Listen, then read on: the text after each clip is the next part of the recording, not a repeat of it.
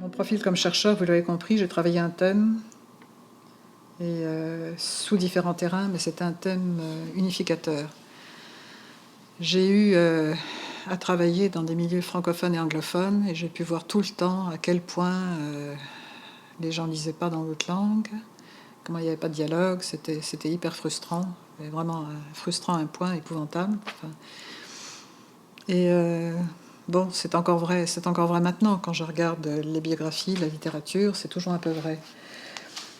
Et je vous ai parlé des querelles de clochers,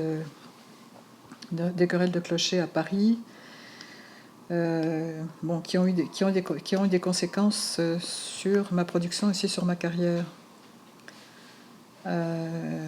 C'est-à-dire, je venais de ce milieu-là et en même temps j'étais un peu distanciée parce qu'on ne critique pas son supérieur hiérarchique en France, hein, du laboratoire. Bon.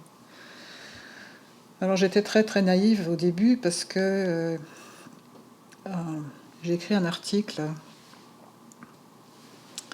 sur l'échange des femmes, une critique de Lévi-Strauss sur sa théorie de l'échange des femmes. Et j'ai écrit cet article-là dans les années 85, quelque chose comme ça, à peu près. Et très naïvement, bon, j'en avais parlé à Jean-Claude Muller, on avait des discussions ensemble, j'en avais parlé avec Eric, bon, etc. Bien. Je soumets naïvement mon article à l'homme. Je n'ai pas eu de réponse, jamais. C'est-à-dire, on m'a pas dit c'est pas bon, c'est pas mauvais, etc. C'est tout simplement, j'ai compris que c'était totalement inapproprié, que dans la revue du laboratoire d'anthropologie sociale, enfin dirigée par Lévi-Strauss, c'était pas possible de faire ça. Alors, je l'ai publié dans Culture, le premier numéro de Culture, parce que j'étais aussi, au cours de ma carrière, j'ai aussi été présidente de Casca. Bon, parmi d'autres, voilà. Et Culture démarrait, et donc dans le premier numéro de Culture, voilà, c'est là. Bon. C'était à la fois très bien, d'un autre côté, c'était un peu perdu, parce que c'était une nouvelle revue en français, etc. Bon. Et ce que je disais dans cet article-là, je disais deux choses, c'est-à-dire que il y avait eu d'autres critiques très fortes, dont celle de Gail Rubin à la théorie de l'échange de Lévi-Strauss, où elle allait beaucoup plus loin dans l'exploitation des femmes. Enfin, bon, très bien. Et c'est une critique que j'avais trouvée extrêmement intéressante et intelligente, mais en même temps qui ne questionnait pas est-ce que ce sont toujours des femmes qui sont échangées dans le mariage. Alors Rokyom Pak, qui avait travaillé avec moi, enfin la femme d'Eric Schwimmer chez Eminent Cabao, eh ben, ces données, c'était très clair que c'était très difficile à définir ça comme l'échange de femmes, c'était d'hommes, enfin, entre des matrilignés. Et je veux dire, toute l'ethnographie somptueuse qu'elle a faite pendant ces 2 années-là est très très fouillée et très bonne. Bon, et puis Rick avait lu derrière, on était tous d'accord que c'était qu'elle avait bien vu interpréter les choses. Bon. Il n'y avait pas que l'Éminent Cabot, il y avait d'autres sociétés aussi, bon, Nagovisi, etc., tout ça. Donc, dans cet article, j'ai dit que bon, ben, c'était pas universel, et donc si c'est pas universel, d'après Lévi-Strauss, c'est pas forcément dans la nature, hein, puisque c'est pas universel. Bien. Et qu'il y avait donc des cas où c'était ça. Et d'autre part, j'ai critiqué le fait que son raisonnement... Parce que la première critique, d'autres l'ont dit, hein, et c'est devenu une monnaie courante maintenant dans la revue anthropologique. D'autres l'ont dit, et bon, c'est ça, comme j'ai dit, j'avais pensé ça depuis longtemps. Bon, et la deuxième critique que j'avais faite, c'était un peu, finalement, dans la même ligne que Bourdieu, c'est-à-dire... mais pas exclusivement, c'est-à-dire aller regarder le rôle des femmes là-dedans. Ce qui m'avait frappé chez les Guidard, c'est que, comme je l'ai dit, les jeunes femmes, il n'y a pas de doute, vous êtes échangées là, hein, vous n'avez pas le choix. Mais j'avais vu les mères bon, organiser et faire partie des mariages de leurs filles, demander leur dû, etc., etc. Et des fois même, ça venait des clashs entre mère et fille, parce que la fille n'était pas particulièrement heureuse de ça. Bon. Et donc ce que j'avais dit, c'est très, très simple, c'est qu'on pouvait être échangé à une génération et puis faire partie du groupe bon, à des degrés divers, à une autre génération aussi. C'est-à-dire que la solidarité des femmes, c'était par les hommes contre les femmes, que c'était un petit peu plus compliqué. Alors là, les féministes n'aimaient pas ça, évidemment. C'était briser une certaine solidarité, c'était mettre des choses qui étaient... Bon, voilà. Donc cette deuxième partie-là, chaque fois que j'ai été citée, je crois que cette partie-là, elle est passée à la poubelle. Bon, on ne l'a pas vue. Bien, alors, aussi, j'avais pensé, comme d'autres, que dans le mariage, j'avais lu Léna, entre autres, de Chine, etc. Bon, et puis j'avais lu la littérature africaniste aussi, il y avait le cas des Nazaras, où il ne semblait pas y avoir de mariage. Donc, et l'échange, où était l'échange donc, c'était un questionnement, c'est-à-dire, d'une part, quand il y a mariage, y a-t-il toujours échange entre groupes? Or, on sait que le mariage arabe, qui est un mariage qui se pratique à l'intérieur du même patrilignage, c'est un mariage endogamique, c'est pas un mariage où il y a l'échange. Il y a donc des mariages des fois par échange, oui, ça c'est sûr, ça existe même souvent, beaucoup, mais il y en a d'autres qui sont pas comme ça. Et puis c'était quand même très très difficile dans notre société de prétendre qu'il y avait un échange, y compris un échange de femmes, enfin dans notre société actuelle. Enfin, y a-t-il par mariage échange? J'en étais pas convaincue. Donc, mais les cas des mariages arabes étaient très très clairs sur le fait qu'il n'y a pas d'échange là-dedans. Enfin, c'est pas le mariage arabe, le mariage à l'intérieur des patrilignés qu'on trouve dans pas mal de sociétés, justement dites arabes, mais aussi d'autres sociétés qui ne sont pas de cette partie du monde. Bien. Et là, en l'an 2000, il y avait un numéro spécial qui est sorti de l'Homme, là. Et on m'a demandé deux choses. On m'a demandé de reprendre, parce que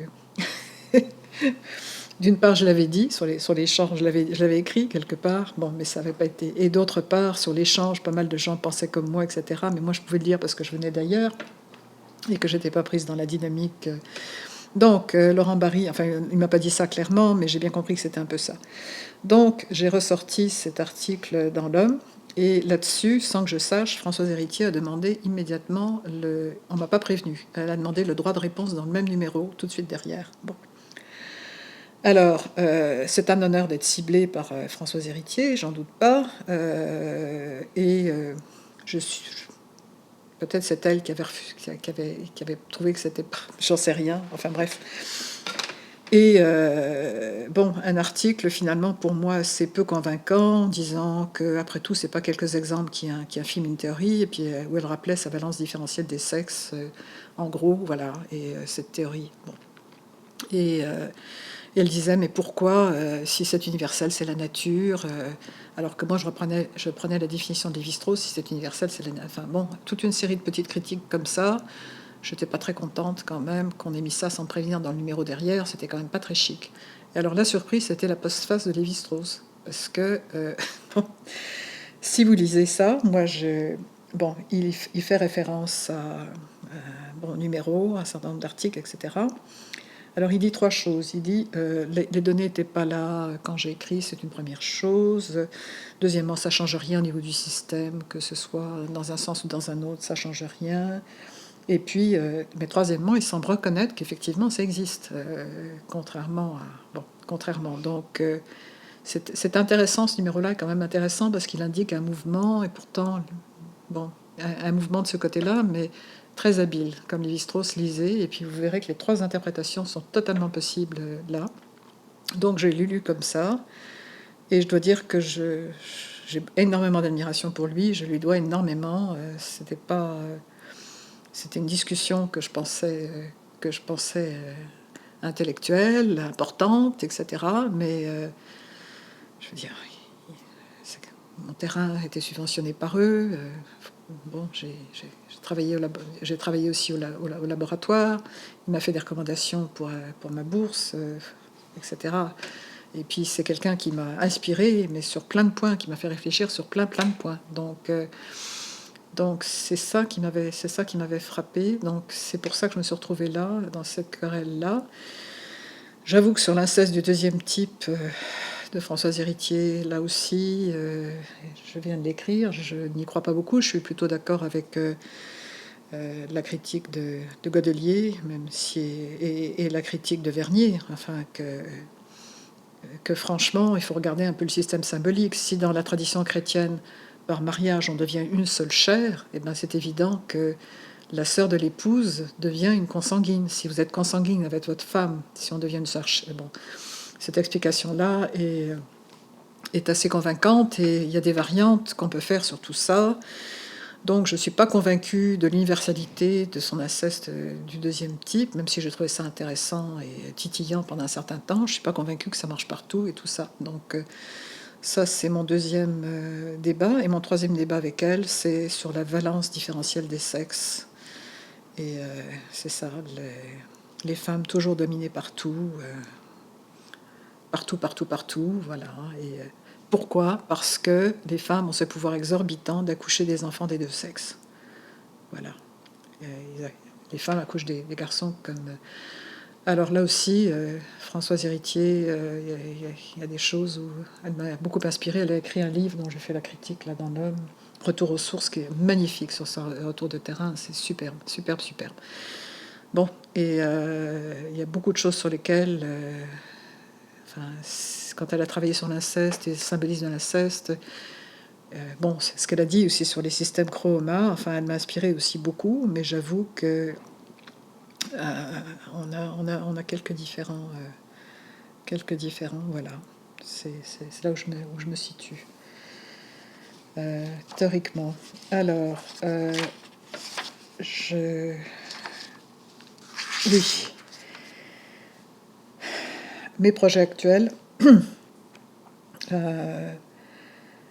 Bon, comme j'expliquais, une partie de la difficulté, c'est qu'on a toujours essayé de me dire, mais toi qui parles anglais, etc. Enfin bon, donc on m'avait demandé pour l'Homme de faire une revue de littérature en anglais, des parutions sur la parenté. Bon, ça a quand même été un gros boulot, même s'il y avait des éléments qui avaient été faits par des Américains avant moi et que je cite, mais ça a quand même été un gros tour de force que de faire en disant voilà ce qui se passe, de faire cette revue de la littérature, là, ça a quand même été énorme. Bon.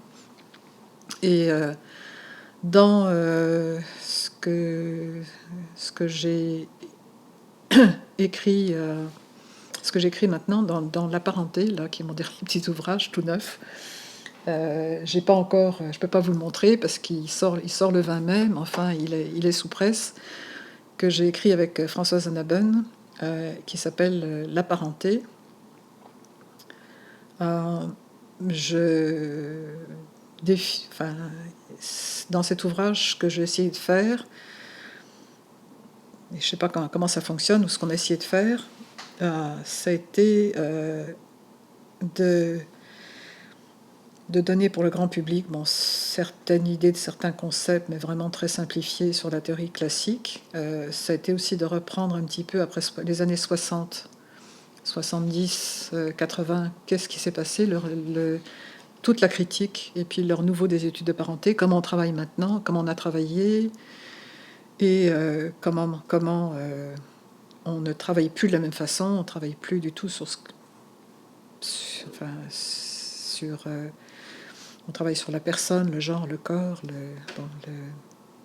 la symbolique énormément, et puis pas simplement sur les groupes, on travaille aussi sur les relations individuelles. Enfin, c'est clair que et sur le corps. Donc, ce changement-là. Mais donc, dans la deuxième partie, je fais quand même toute l'histoire de ce dont on a un peu parlé, c'est-à-dire qu'est-ce qu'ont dit les Britanniques dans les années 60, bien avant Schneider. Hein, et puis la critique marxiste, la critique de Bourdieu, la critique des féministes, comment tout ça s'est effondré avec comment la parenté, qui avait été cruciale comme domaine d'enseignement dans toutes les universités, et comment elle a subi vraiment une belle baffe, une remise en question. Une remise en question, d'abord avec les Britanniques qui disaient que les concepts n'étaient pas universalisables. Est-ce qu'on pouvait comparer? Est-ce qu'on pouvait généraliser? Cette critique-là qui était fondamentale dans l'anthropologie britannique, et je dirais aussi un peu dans l'anthropologie française. Peut-on avoir des concepts qui nous permettent de généraliser ou pas, enfin, et est-ce qu'on peut s'entendre sur le rapport de la parenté avec la nature aussi? C'était une autre question qu'on avait toujours assumée comme étant là comme base. Et bon, il y a eu une rediscussion sur ça. Donc dans cette deuxième partie, c'est un peu l'évolution de la théorie, comment on est arrivé là. Et on a mis des exemples qui font à la fois appel à ce qui se passe ici, comme exemple ethnographique, ou dans l'histoire d'ici, pour que les gens comprennent un petit peu comment travaillent les anthropologues. Et la troisième partie, c'est une partie entièrement sur la modernité, enfin ce qui se passe, qu'est-ce qu'il y a eu comme changement dans l'Occident et comment ça a questionné l'anthropologie et pourquoi ça a questionné l'anthropologie et qu'est-ce qu'on peut dire sur toutes ces formes de parenté qui se mettent en place et qui donnent un grand élan aux études de parenté et qui se nourrissent aussi d'études faites. Comme on ne travaille plus maintenant de la même façon, les ethnographies externes apportent des réflexions totalement différentes qui nous sont aussi bien utiles pour penser ce qui se passe chez nous. Donc c'est ce livre trop ambitieux, je pense, en 128-129 pages, qui s'appelle La parenté, où j'ai essayé, enfin, avec Françoise Naben, qui était dans la même... parce que j'aime bien travailler avec d'autres, on a des forces différentes et c'est très bien discuté, surtout quand vous êtes à la retraite. La dernière chose que vous voulez, c'est être seul vis-à-vis de votre feuille, des fois. Donc on a fait ce travail-là qui a été très, très, très riche, très enrichissant, je pense, pour nous deux.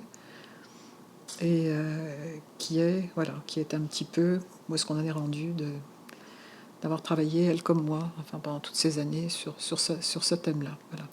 C'est ça que j'ai là. Et maintenant, je suis dans un book blues. J'ai le book blues parce que